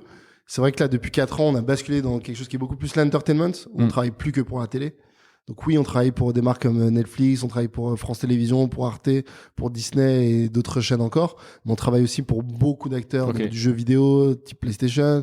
On travaille pour des parents du sport avec Nike, Parents Sport. On travaille pour des marques lifestyle type Nike, Yves Rocher, donc vraiment et les groupes Bacardi. Donc la vision de créer du lien autour des médias ou des marques médias et de créer du contenu et de l'engagement est restée. Par contre, on a glissé et élargi de Social TV, qui est quand même une niche, à entertainment et tout support. Donc déjà à l'époque, on disait Social TV, mais on faisait du mobile aussi, on faisait du physique. On a gardé cette mentalité-là et on l'a ouvert en fait à l'ensemble des marques qui ont envie de devenir des médias ou de créer de l'engagement fort à travers du contenu. D'accord, donc vous produisez du contenu aujourd'hui? Beaucoup. On a une boîte de prod qui s'appelle Rewinda qui produit du contenu. Ok, donc vous produisez du contenu, vous faites des stratégies, toutes les stratégies digitales pour des marques. La question, c'est qu'en fait aujourd'hui vous êtes vraiment un positionnement niche entre guillemets, mais c'est bienveillant dans le sens où c'est spécialisé vraiment sur les acteurs du divertissement. C'est quoi aujourd'hui ce que vous apportez d'unique en étant justement spécialisé par rapport à un Havas ou tu vois? Je pense que nous, notre vision, elle est très centrée sur l'offre de divertissement et sur le message. Moi, je crois fondamentalement que le meilleur moyen de passer un message, c'est de passer par l'émotion. Et je pense que la pub n'est pas forcément d'accord avec ça. Okay. La pub traditionnelle, en tout cas, que ce soit en affiche, en radio, en télé, en digital, le message n'est pas forcément, et même rarement un message de divertissement. Non, souvent c'est d'ailleurs très rationnel. Sur mon produit, il fait ça, ça et ça. Achète. Voilà, achète. C'est pas. Certains le font, l'émotionnel, mais. Exactement. Moi, c'est ma conviction profonde et c'est la conviction qu'on partage au sein de l'agence, que l'émotion et l'entertainment est un meilleur véhicule pour passer tes messages de marque. Que tu sois une marque d'entertainment ou que tu sois une marque lifestyle ou autre. Ouais. Et du coup, nous, notre expertise, c'est de venir de ce secteur de l'entertainment, d'en connaître les codes. Et du coup, quand je dis secteur d'entertainment, c'est plus que la télé. C'est aussi la musique, aussi le jeu vidéo, aussi le sport. C'est toutes les formes d'entertainment qui divertissent les gens, même le jeu de plateau. Et c'est d'utiliser l'ensemble des codes de ces éléments de divertissement et de loisirs pour faire passer ton message de marque. Et ça, en fait, on le maîtrise mieux parce que c'est le secteur dans lequel on baigne, dans lequel on a une expertise. Ouais. Et du coup, l'agence, c'est un mélange hybride, un peu à l'image de mon profil, entre des gens du secteur des médias, comme Fabien qui est là à ma droite, qui a passé du temps chez Canal, et qui en même temps a une envie de réfléchir à des problématiques de communication de marque. Et du coup, c'est ça qui fait qu'on est hyper spécifique, et aussi la nature des clients qu'on a. C'est-à-dire qu'en gros, on a aujourd'hui les marques d'entertainment, certaines les plus avancées. Ouais. Et en même temps, on a des marques historiques françaises, patrimoniales qu'on adore. Et on adore l'idée de passer de l'un à l'autre, de passer de la plateforme de SVOD mondiale, transnationale, qui a 5 milliards de budget de programme, au fait de travailler demain avec Arte, née une chaîne transnationale, née d'un décret franco-allemand qui répond pas au CSA. Et on bosse avec les deux. Ouais, et je pense qu'en fait, le fait d'avoir beaucoup de diversité dans tes clients augmente ce côté créatif, puisque ça vous oblige en fait à être très créatif dans le sens où il faut répondre à plein de besoins différents sur des secteurs différents. Exactement. Aujourd'hui, quand un client vient vous voir, c'est quoi leurs besoins? C'est plutôt justement de développer une audience, construire un branding, c'est faire de l'engagement. Enfin, j'imagine que évidemment, vous avez plein de projets différents, etc. Mais en tendance de fond, tu dirais que c'est quoi? Ouais, alors c'est pas mal de choses. C'est de la marque, du produit et du business. C'est vraiment ça les enjeux. Aujourd'hui, moi, un des éléments qui m'intéresse le plus, c'est accompagner mes clients pour qu'ils deviennent les meilleurs de leur catégorie. Moi, c'est ça l'enjeu qui m'intéresse fondamentalement. Quand un client approche l'agence, moi, mon challenge, c'est de me dire, si on veut être les meilleurs dans ce qu'on fait en tant qu'agent d'entertainment, il faut qu'on réussisse à faire en sorte que chacun de nos clients devienne les meilleurs dans leur catégorie. C'est ça mon enjeu. Et donc, du coup, ça dépend des problématiques qu'ils ont. Est-ce que ta problématique, c'est une problématique business? Est-ce que c'est une problématique de fidélisation? Est-ce que c'est une problématique de visibilité? T'as un super produit, mais personne ne le sait. Ça sert pas à grand chose. Dommage, en fait. Voilà, c'est dommage. Ouais. Donc du coup, et on a un exemple là qui en ce moment qui est canon, c'est Yves Rocher qui est une marque hyper naturelle, historique et qui est pas du tout dans le greenwashing, qui nous dit nous on veut sauver la planète. Et quand on t'approche, en tout cas quand on te contacte en disant voilà, nous notre enjeu c'est de sauver la planète et de démontrer aux Français qu'on est là pour sauver la planète et qu'on a envie qu'ils nous accompagnent là-dedans, c'est une problématique qui est supra entertainment, marque, etc., qui est une problématique humaniste. Hyper belle, avec une marque qui est hyper intéressante, qui veut produire du contenu et qui croit que l'émotion est le meilleur moyen de sauver la planète. Et c'est pour ça qu'on bosse avec eux. Donc vous produisez des contenus. On réfléchit à une stratégie de marque, à du contenu, mais aussi à des activations. C'est-à-dire que comment est-ce que, au-delà du digital, comment est-ce que même physiquement, parce que je pense que de plus en plus, le digital et le physique doivent se lier. Même le digital, comme on dit. Comme disent certains, le digital, qui sont moi, je crois pas effectivement à un monde exclusivement digital où tu n'as plus de lien humain, comme je disais au démarrage. Ouais. Je suis très sensible, moi, aux interconnexions humaines. J'ai voyagé pour voir des gens au fin fond du Pérou. J'ai voulu y aller pour voir et je trouve ça génial. Et je les reverrai peut-être que par le digital. Mais je suis content de les avoir vus en physique. Et je pense qu'on ne peut pas vivre que dans un monde digital, même si on est une agence extrêmement digitale. Notre but aussi, c'est de créer du lien physique et que sauver la planète, c'est-à-dire sauver chacune des plantes et chacune des espèces. Et qu'à un moment, il faut peut-être physiquement aller les montrer, aller les présenter, faire sentir, reconnecter à l'humain. Ouais. Et du coup, c'est aussi ce qu'on fait en utilisant le digital. Ok, super intéressant. Vous, sur les 12 prochains mois, c'est quoi vous avez des enjeux un peu Enfin, j'imagine plein, mais les quelques gros enjeux que vous avez, peut-être ouvrir des bureaux à l'étranger, j'en sais rien, je dis. Alors, je regarde mes clients, si je passe les clients en vue, il y a, dans le secteur de la SVOD, génial. En fait, moi, je trouve ça hyper intéressant de vivre là. 2020, ça va être la guerre. Et surtout, moi, là, j'ai encore regardé des articles ce matin. La VOD, donc là, ça va cartonner. Là, il y a des services qui vont arriver. Ça va être fou pour les utilisateurs finaux, c'est génial. C'est très bien. Pour les acteurs en question, c'est un bon challenge. Il va falloir être bon. Voilà. Exactement. Ouais. Donc, pour nous, agence, c'est hyper excitant. Bossant sur la SVOD, de réfléchir à comment est-ce qu'on continue d'avoir le leadership de la marque pour laquelle on bosse. Donc ça, c'est hyper intéressant. Point de vue du jeu vidéo PlayStation, a priori, sans trahir de secret, tu as potentiellement un lancement de console qui est dans pas très longtemps. Ça, c'est tous les 8 ans. C'est quand même génial. Voilà. On bosse avec Parents Sport et on bosse avec des marques de sport. Tu as un Euro cette année. Donc tu as des enjeux. Comme tous les 2 ans, tu as des enjeux qui sont hyper intéressants là-dessus. Je t'ai parlé de sauver la planète, ça reste un sujet de fond, mais qui est quand même hyper intéressant à traiter. Donc ça nous plaît aussi énormément. Et après, nous, en termes de structure, on continue sur la structuration de la boîte. La boîte continue de se structurer. Le comité de direction, moi j'ai un comité de direction de trentenaires. Moi j'ai 36 ans. Et l'équipe en moyenne 33 ans autour de moi. Donc du coup, c'est continuer de structurer ça. Continuer à développer les business units, donc à savoir le travail d'agence avec cette verticale entertainment, cette verticale lifestyle qui se développe aussi beaucoup, la boîte de prod qu'on a ouverte sur laquelle on va communiquer dans quelques temps, qui va produire de plus en plus de contenu, de plus en plus diversifié, la filiale étranger qui est Berlin pour l'instant, qui reste, et l'envie de continuer à accélérer sur le développement de ces éléments-là. Et ça fait déjà pas mal de chantiers pour une boîte qui est dans les championnats de croissance de 2020. C'est pas mal de chantiers. Et je pense que aussi, ce que vous allez voir potentiellement poindre le bout de son nez en 2020, c'est la diversification d'Erwin. C'est-à-dire qu'en gros, là, on a 3 business units. Je pense qu'on va commencer à exploiter notre expertise de l'entertainment dans des nouveaux domaines et de nouvelles manières. C'est des choses qui sont en préparation là. Génial.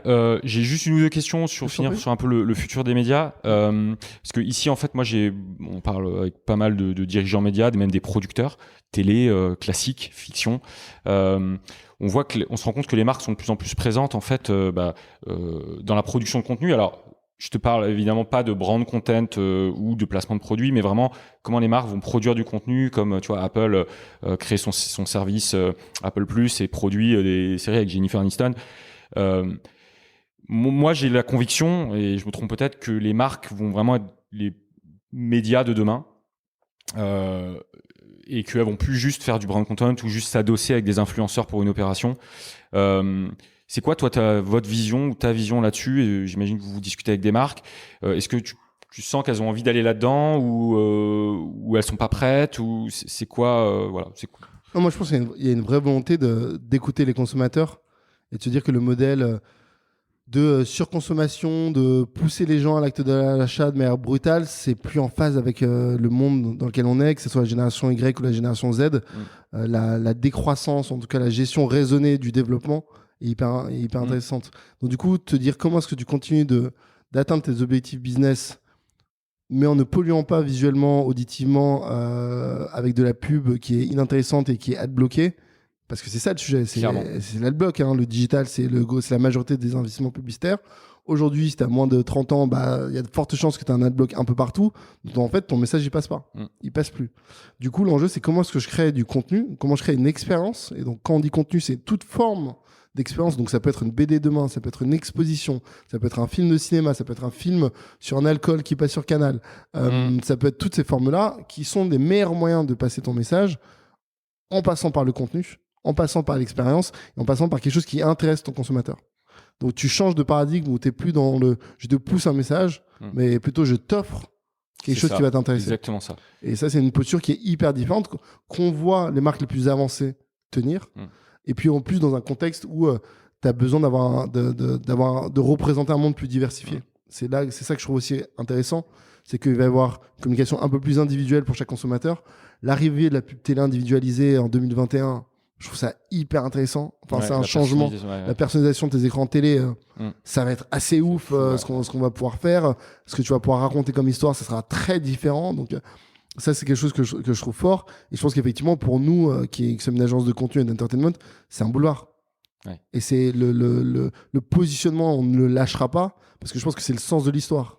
Qu'on a été en avance de phase par rapport au marché, et que du coup, le marché va tendre à aller dans cette direction-là, dans laquelle on est, nous, historiquement. Et donc légitimement. Exactement, mais ça revient avec ce que tu disais, c'est-à-dire que tu fais mieux passer un message avec l'émotionnel. Donc finalement, si tu produis du contenu qui n'est pas juste une pub ou une bannière ou un pré-roll un peu agressif, ça peut être une meilleure façon de passer un message. Et du coup, je rebondis là sur ce que tu disais sur le côté agence. Aujourd'hui, on voit que ça décentralise quand même de plus en plus. Quand je dis décentraliser, c'est que on a vu Instagram, par exemple, ils lancent leur plateforme pour permettre à des marques d'utiliser des influenceurs pour facilement promouvoir des contenus. Alors si on va à l'extrême, je me dis, on peut se demander, les agences là-dedans, est-ce qu'il n'y a pas un risque qu'à un moment donné, elles se fassent des intermédiaires? J'imagine que vous y réfléchissez pas mal et puis vous regardez ça, mais voilà, c'est quoi votre réponse à ça? C'est qu'il y aura de toute façon quand même toujours besoin d'agences, d'autant plus dans le milieu de l'entertainment en général. C'est quoi votre plus-value là-dessus? En fait, je pense que c'est hyper intéressant de vivre d'avoir vécu ces 10 dernières années en tant qu'agence, parce qu'en gros, il y a eu des bouleversements. Tu as eu la plateformisation avec l'arrivée des GAFA, qui récupère une partie du budget digital qui est énorme. Et je pense qu'encore Amazon n'a pas encore lancé ses plateformes de pub fortes en France, mais c'est quand même assez fort la part du gâteau qu'ils pourront avoir. Tu peux voir le changement de deux manières. Tu peux voir le changement comme une opportunité ou comme un risque. Moi, j'ai toujours vu le changement comme une opportunité. C'est-à-dire qu'en fait, si tu es assez réactif, assez flexible, assez agile, tu peux transformer tous les changements de marché en une opportunité. Donc, demain, s'il y a plus de plateformes de self-service, finalement, comme Instagram, comme Amazon, et que ton business change, etc., ou même Facebook, tu vas avoir besoin de plus d'expertise pour les accompagner sur ce chemin-là. Si tu veux rester à faire des spots radio et du print, effectivement, si tu es accroché à un passé de 50, 60, 90 ans, il y a des chances que ça ne te serve pas. Si tu es prêt à accompagner dans leurs besoins, dans leurs problématiques nouvelles, tes clients, il y aura toujours de la valeur à créer, parce que tout le monde a besoin d'assistance dans le fait d'évoluer. Tout le monde veut vivre avec son temps ou être en avance de phase et avoir une ressource créative forte pour le faire, avec une exécution qui est impeccable. Et nous, je pense qu'on est capable de faire. Donc, moi, j'ai tenu un discours de rentrée en début d'année où j'ai dit, Darwin est une agence qui est née dans les années 2010. On entame les années 2020. On ne survivra pas en restant les mêmes. Bien sûr. Et tu le verras en bas, il y a une photo de moi qui dit Adapt or Die. En fait, soit tu changes et t'évolues en avance de phase ou au plus tard dans le tempo du marché, soit t'es mort. Il n'y a pas d'autre solution. Donc pour nous, en fait, tout ça, c'est des opportunités de se rapprocher des plateformes, de se rapprocher de ces systèmes-là et d'accompagner nos clients dans les bouleversements qu'ils ont à vivre. Donc si le sujet demain, c'était il n'y a plus d'agence, on veut tout internaliser, bah, tu as peut-être une opportunité d'accompagner des clients dans comment internaliser. Et moi, un des exemples qui me fait le plus marrer dans le business, c'est Blockbuster et Netflix. Ouais, Blockbuster. Ouais. C'est Blockbuster et Netflix. C'est-à-dire que Netflix, à un moment, se positionne en disant écoutez, Blockbuster, nous, on va bientôt mourir, on n'a plus beaucoup de cash et on a un burn rate qui est fort. Rachetez-nous quelques millions, on devient votre service digital. Et eux, ils ont dit non, ils ont rigolé. Blockbuster, pour rappel, qui louait le des leader, DVD, le leader incontesté, et maintenant qui est mort. fermé. On voit des magasins fermés partout, des cadavres de Blockbuster partout aux États-Unis. Ouais. Donc du coup, le changement, il faut l'anticiper, il faut l'accepter, il faut comprendre que si tu restes statique sur ton modèle, t'es mort, clairement. Et le nom de Darwin est aussi un clin d'œil évidemment à Charles Darwin qui dit c'est pas les espèces les plus fortes ou les plus intelligentes qui survivent, c'est celles qui s'adaptent le mieux au changement. Et nous, je pense qu'on est clairement partie de ces générations-là. Impeccable. Écoute, on passe aux 4-5 dernières questions, mais là, c'est des questions rapides. Quels médias tu consommes aujourd'hui ? Et à quelle proportion ? Alors, qu'est-ce que tu veux dire par médias du coup ? Médias sociaux, médias ? Justement, c'est assez ouvert. Ok. Qu'est-ce que tu classes toi dans les médias ? Qu'est-ce que je consomme ? Je consomme beaucoup de YouTube, du YouTube Music, du Spotify, du LinkedIn, du Facebook un peu, de l'Instagram Story beaucoup. Voilà. Ok, impeccable. Et en proportion, tu dirais le truc sur lequel tu penses que tu passes le plus de temps ? Je passe ton pas temps perso, hein, comme ouais, ça. Ouais, je passe pas mal de temps sur Netflix parce que c'est des séries longues. Je passe pas mal de temps sur YouTube parce que je suis drogué à la vidéo YouTube. Je passe beaucoup de temps sur Insta Story aussi parce que je regarde beaucoup ce qui se passe sur Insta Story. Et LinkedIn, j'y passe un temps de malade. Je passe un temps de malade parce que j'adore le business et que je trouve qu'il y a beaucoup d'informations sur LinkedIn. Impeccable. Est-ce que tu aurais un livre ou des livres à recommander, que ce soit sur le business média ou que ce soit un roman, un truc de développement perso Moi, j'ai beaucoup aimé la semaine de 4 heures de Tim Ferriss. Ouais. Voilà, c'est un peu mon livre de chevet que j'adorerais mettre en place. Je suis plutôt autour des 44 heures par semaine que des 4 heures par semaine, mais j'aime à croire que si un jour je fais du très très bon taf avec les équipes autour de moi, je pourrais passer à 4 heures par semaine. Ok, impeccable. Est-ce que justement dans ces 44 heures par semaine, mais par jour, ou 88, ouais, c'est ça, c'est plutôt ça. Et tous les projets que tu gères, est-ce que tu utilises est-ce que tu as un outil, ou est-ce que vous utilisez même ici des outils d'organisation, ou est-ce que tu as des applications, ou est-ce que tu as une méthode particulière pour t'organiser ? On est suite Google totale, parce que du coup c'est collaboratif et mobile, et c'est vraiment, moi je trouve hyper efficace. Génial, donc ça c'est vraiment, j'ai toutes les applications Google, sauf Hangout sur mon téléphone, parce que je veux pas un chat de plus. Et après j'utilise beaucoup Trello. Ouais. Moi, j'ai utilisé aussi beaucoup Trello parce que ça me permet de classer des fiches, de travailler avec mes collaborateurs dessus, de garder une vision même quand je suis à distance. Et voilà, c'est globalement les deux gros outils qu'on utilise. Excellent. Est-ce que tu as un mentor ou en tout cas quelqu'un que tu admires ou qui t'inspire ? Ah ouais, clairement. Déjà, j'ai un board de conseillers qui accompagne Darwin depuis 4 ans et ça, c'est, je pense, une de mes meilleures idées. Tu peux en citer quelques-uns ou pas ? Bien sûr. C'est Emmanuel Vivier, Charles-Henri Prévost, Thibaut de Broissia et Alexandre Michelin. Okay. Donc, eux, ils m'accompagnent énormément. Après, 2 personnes dont je suis très proche qui m'aident aussi beaucoup dans le business, c'est Reda et Tanjay Bakang. Donc, du coup, qui sont 2 vrais bons potes qui m'aident et me donnent vachement de conseils aussi. Et un mentor. Enfin, je pense que ces 4 membres du board sont mes mentors, m'accompagnent. Après, dans l'univers audiovisuel, Xavier Gandon a été clairement un mentor aussi. Il m'a vachement accompagné, m'a beaucoup aidé aussi. Georges Mohamed Cherif aussi m'a beaucoup aidé. Il m'a offert des locaux au démarrage de Darwin. Voilà, il m'a envoyé du business au démarrage de Darwin. C'est souvent au démarrage, les gens qui t'aident au démarrage que tu gardes après longtemps. Non, lui, clairement, il m'a vraiment aidé. J'ai appris beaucoup de lui. J'ai pas tout appris de lui, mais j'ai beaucoup appris de lui au démarrage en tout cas. Et aujourd'hui, la réalité, c'est que j'essaye aussi de m'entourer d'équipes qui sont meilleures que moi et j'essaye d'apprendre d'eux autant que je leur apprends des choses. Cool. Ouais. Dernière question. Pour les personnes qui écoutent ce podcast, qui ont peut-être des projets de médias, des projets de fiction, des projets de chaîne YouTube ou de chaîne TikTok, pourquoi pas, est-ce que tu aurais un conseil à donner pour se lancer ? Ouais, je pense qu'il ne faut pas avoir peur de se lancer. Il ne faut pas avoir peur d'échouer du tout. Moi, j'ai des projets les premiers projets que j'ai lancés en perso pour comprendre le digital ont échoué. Et je pense qu'on apprend plus de ses échecs que de ses réussites. Et il ne faut pas avoir peur de ça du tout. Donc, il ne faut pas avoir peur. C'est des choses qui nous construisent. Je crois que c'est Nelson Mandela qui ont dit soit on gagne, soit on apprend. Et je pense que les deux branches sont assez intéressantes de gagner ou d'apprendre. Donc du coup, il faut pas avoir peur. Je pense qu'en fait, c'est le travail qui paye et le travail régulier qui paye. C'est-à-dire qu'en fait, moi, je faisais pas tout ça à l'école. J'ai mis à peu près 30 ans pour comprendre que ma technique de bosser au dernier moment, c'est pas la meilleure. Le travail régulier. Tu vois, tu montes une chaîne YouTube, c'est pas les meilleures vidéos, c'est le fait de te dire que toutes les semaines, t'as ta vidéo qui sort, que t'as un rendez-vous régulier, le boulot régulier, en fait. C'est marrant, parce que tu parles de ça, parce que j'ai parlé avec Fabien Olicard, le youtubeur, et lui, il a commencé en disant, je vais faire une vidéo par jour pendant 365 jours. Et c'est comme ça que sa chaîne, elle a explosé, en fait. Donc c'est un bel exemple et ça permet d'illustrer ton conseil qui, à mon avis, est un bon conseil. Merci Walé. Merci à toi. À très bientôt. À très vite. Merci d'avoir écouté. Si ça vous a plu, n'oubliez pas de vous abonner sur vos sites de podcast préférés et surtout de mettre une note, 5 étoiles de préférence, dans la section notes et avis d'Apple Podcast. C'est ce qui m'aide vraiment à faire découvrir We Are All Media. Bien sûr, vous pouvez contribuer aussi en envoyant ce podcast à vos proches. C'est grâce à vous et au bouche à oreille que nous pourrons développer ce format. À la semaine prochaine.